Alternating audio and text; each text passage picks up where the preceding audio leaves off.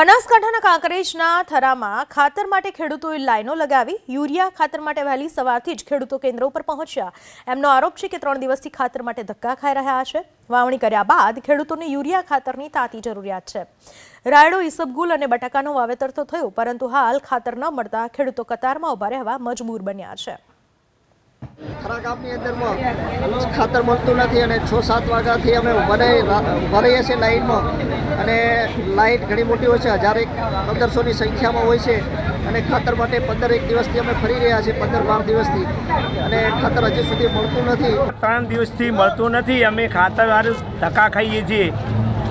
ખાતર એ ડીએપી મળતું જ નહીં બિલકુલ। સરકારને વિનંતી કરીએ કે ખાતર મળે એવું કરો। 7:30 વાગે 6 વાગે તારનો લાઈનમાં જ છું, હજી સુધી ખાતરનું સેટિંગ થયું નહીં, અને કારણ કે હજી એક થેલી ચાલે છે અને મારે જરૂર છે 500 કે 100 થેલીની, બરાબર।